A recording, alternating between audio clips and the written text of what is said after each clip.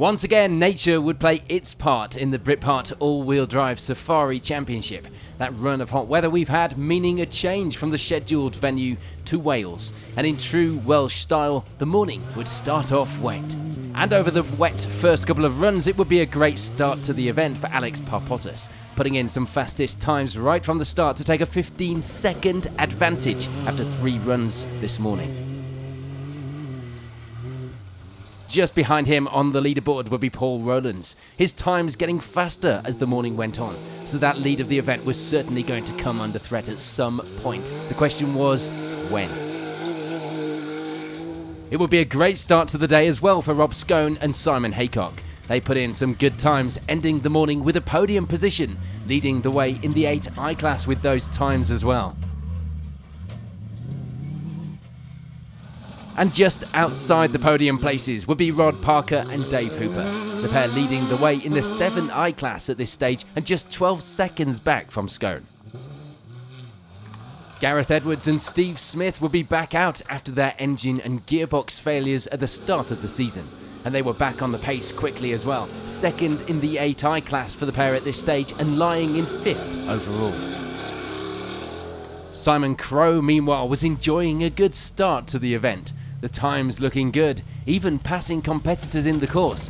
He ends the morning with 6th place overall, 3rd in the 6i class.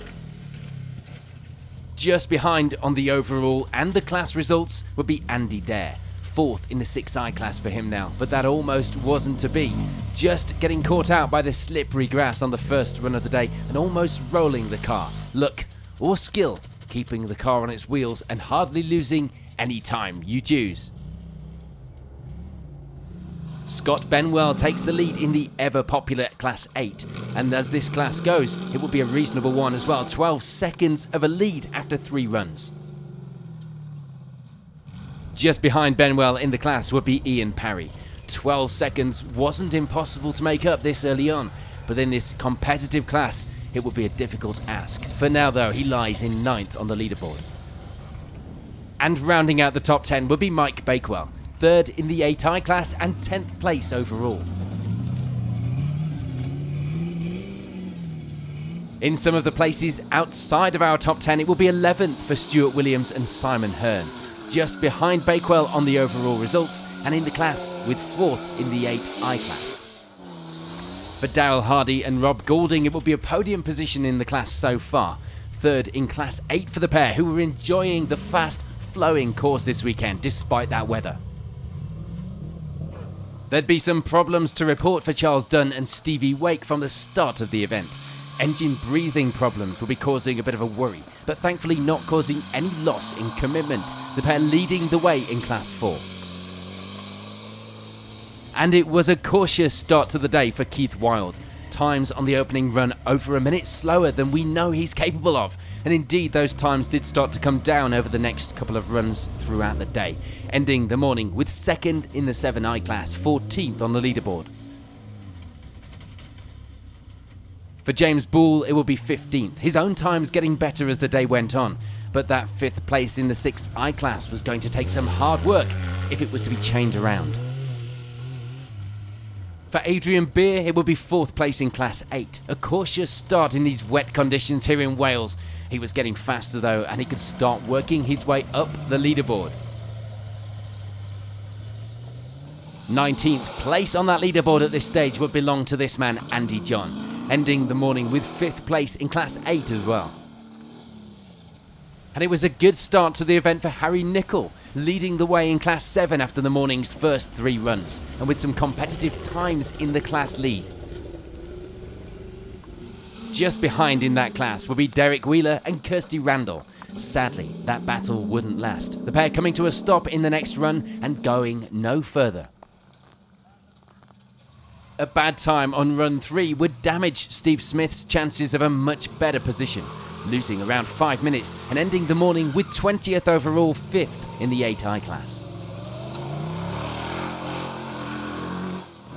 Richard Mayer-Barron and Claire Goulding, meanwhile, would have problems of their own, slowing when they caught another car going up a hill, the loss of momentum causing an even bigger loss of grip, having to back up and take a run up at the hill, losing a bit of valuable time, but luckily no damage done.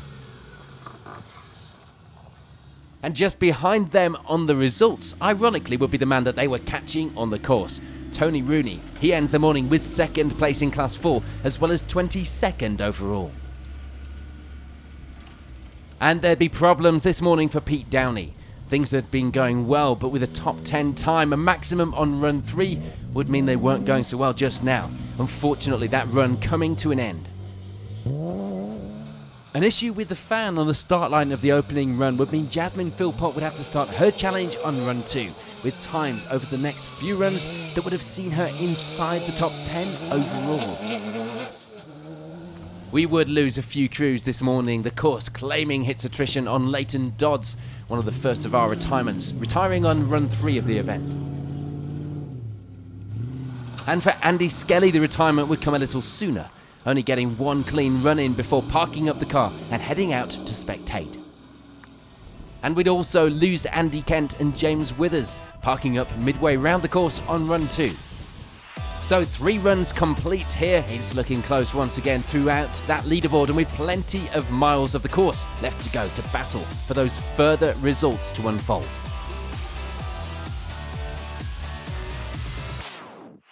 On to the next runs of the day then, and the lead would remain the same. Alex Papotas managing to keep that advantage at the top and even extend it slightly by the end of run 6. And it would still be this man, Paul Rowlands, in pursuit of that event and class lead. Frustratingly for him, unable to gain any time on Papotas at this stage, but holding a good advantage himself in that 2nd place while he tried. It was a place gained now though for Rod Parker and Dave Hooper. This pair on the move. They continue their good run to end the afternoon with that final step on the podium. And with 26 seconds of a lead in that place as well, they are comfortable and they will be pushing, holding the 7i class lead as well. Part of that change around in the results would be the loss of Rob Scone and Simon Haycock. Gearbox problems would start to give them concerns, the pair deciding to call it a day before doing any further damage. So of course that means that everyone behind gained as well. Gareth Edwards and Steve Smith would move up overall and in the class. 4th place for the pair now and leading the way in 8i. The retirements weren't over there though. We also lose Simon Crowe through this afternoon's runs. His event coming to an end on run 5. And that of course means more changes to the leaderboard, particularly to the 6i class results. Moving up to 3rd in that class now would be Andy Dare, managing to keep the car on all 4 wheels and move up to 5th place overall. And there'd be a change in class 8. Ian Parry managing to get ahead in that class to lead the way after run 6, but the gap there wasn't comfortable by any stretch of the imagination going into the final runs of the event. So that, of course, meant that moving from the class lead into 2nd place now would be Scott Benwell. The lead only 3 seconds, and with 4 runs left to go, the results could go either way. Mike Bakewell gains a few places, mainly due to the loss of a few crews. They end the afternoon with 8th place overall, 2nd in the 8i class. And meanwhile, things were still going well for Daryl Hardy and Rob Goulding. The pair happy that the rougher parts of the course were not being used this weekend, and that means they could keep a good pace out there to keep hold of that 3rd in Class 8. Rounding out the top 10 now would be Keith Wilde, still keeping hold of 2nd in the 7i class at this stage as well. And James Bull has a good move up the results to end the afternoon with 11th overall after an impressive push. The loss of Simon Crowe, of course, means that Bull moves to 4th in 6i as well. The afternoon will be one of mixed fortunes though for Charles Dunn and Stevie Wake, still leading the way in Class 4, but a fire at the end of the stage due to the hot oil could have been the end of the road for the pair. Thankfully, they put it out and they continue into the final runs of the event, not put off at all. There wouldn't be much change for Adrian Beer over these runs, remaining 4th in Class 8 at this stage and just gaining a few places overall into 13th. A bit less drama at the end of the stage for him though, he'd be pleased to say. Frustratingly, it was the end of the road for Andy John. A scary end as well. Brake failure at the stop line would cause him to take evasive action to avoid another crew, hitting a bank and launching the car into the air. both crew we are pleased to report are okay, but their event of course with this incident coming to an end. That earlier time loss was still hampering the results meanwhile for Steve Smith. Third in the 8i class was his though, and with 15th overall as well. Sadly not the top 5 result he was targeting though. And with just the one crew in class 7, it was looking like victory there for Harry Nicol, if he finished of course. But things were still going well, the time's still looking good, and that pace still strong. It would still be the class lead for Richard Mayer-Barron and Claire Goulding. The times for the last 2 runs this afternoon identical, so perhaps the limits of the car and crew had been found for this weekend. They'd have that overall advantage still over this man Tony Rooney, just behind in 18th overall and still lying 2nd in class 4. And we're pleased to say there's no more problems to report for Jasmine Philpott. Consistent times over the afternoon would see her end run 6 with 19th overall, 3rd in 7i. More attrition this time, the end of the road for Stuart Williams and Simon Hearn. The track rod breaking on the car, causing the pair to pull over and have to call it a day. No roadside repairs for this one. So with 6 of our 10 runs complete, it's still no change at the top, but the fight certainly wasn't over yet, depending on where you looked at the leaderboard.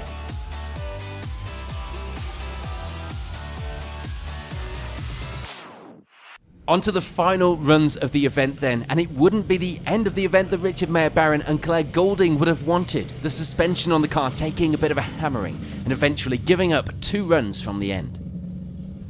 So for the first time this weekend, Tony Rooney would get ahead of them on the results, ending the event with 17th place overall, 2nd in class 4. Frustratingly, it also wasn't the end to the event that Charles Dunn and Stevie Wake had in mind.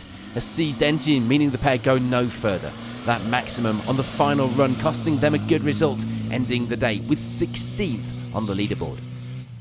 It would also be a maximum to end the day for Adrian Beer, ending the event with 15th overall, 4th in the class.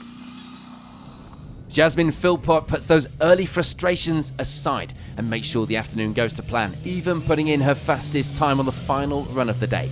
She ends the event with 2nd in the 7i class, 14th overall. A maximum on run 8 would see the fight for class 8 victory come to an end for Scott Benwell. So frustrating after a good run, instead having to settle for 3rd place in that class and 13th on the results. Harry Nicol meanwhile keeps up the good times to end the event with that class 7 win, finishing the event in 12th place overall as well. And James Bull gains some places overall and in the class to end the event with 2nd in 6i, just outside our top 10 overall in 11th. So let's move on to that top 10 then, and rounding out those places would be Keith Wild, taking the maximum points in 7i at the end of the event too. It would end up being a problem-free and enjoyable run for Daryl Hardy and Rob Goulding. 2nd in class 8 was theirs at the end of the weekend, taking 9th place overall as well. And Steve Smith manages to salvage something from his less than ideal run this weekend, ending the event with 8th place on the overall leaderboard as well as 3rd in 8i. And for Mike Bakewell, it will be 2nd in that class. A good end to the event with a comfortable advantage in that position, allowing him a bit of comfort to back off just a little through the final run and take that finish line. Meanwhile, taking the finish line and the victory in Class 8 this weekend would be Ian Parry. Another good class and overall result to add to that championship campaign, ending the event with 6th place overall. It was a good end to the event as well for Andy Dare, especially after what could have been with that run 1 near miss. He ends the event with 5th place overall, taking maximum points in the 6i class. Steering problems in the final runs of the event would slow Gareth Edwards and Steve Smith a little. Thankfully, not enough to lose them a position though, as the pair end the event with 4th overall, taking the 8i class win. Onto those podium places then, and it would be that final step on the podium for Rod Parker and Dave Hooper. A great run for the pair and one of their best results to date. The second half of the season certainly looking up for the pair. Frustratingly, there was nothing that Paul Rowlands could do to take hold of that event lead. Only 20 seconds the difference by the end of the event. He'd been keeping the pressure on then right to the finish, but he couldn't quite turn it around. But that does mean it's a well-deserved victory for Alex Parpotas. Once again, a tough fight at the top with no room for error. This, coupled with a good result throughout the season so far, would do his championship campaign no harm at all. So confirmation then of the results at the end of a gruelling event here in Wales. A good battle throughout the leaderboard and some good points to take away this weekend for our top crews. So congratulations, it's the win this weekend. Has it been easy? I don't think so, no. We've got Paul Rowlands, who's always putting the pressure on us. He's a good guy, he's really quick. Unfortunately, we didn't have Andy De Giulio this weekend. We would have had, I'm sure that would have been a great battle. But yeah, I think we pulled out a little lead. We started to back off a little bit towards the end, just preserve the car a little bit. Still finding our feet with it, finding what breaks, what doesn't. So really, this is meant to be a learning year for us, but hope so far we're doing all right. Yeah, really happy with that. Car is showing some real consistency at the moment. Track's been a nice fast track. It's a nice track for the car, set up for the car perfectly. So yeah, nice result. Happy. Do you think there's still plenty more to come from you in the car? I think we've got another 10-15% to go. So watch out number 1 and 2. Next up, the championship heads to Walters Arena for the AJS 100, a 2-day event incorporating the next round of the series. We will, of course, be there to bring you all of the action online and on TV soon after the event.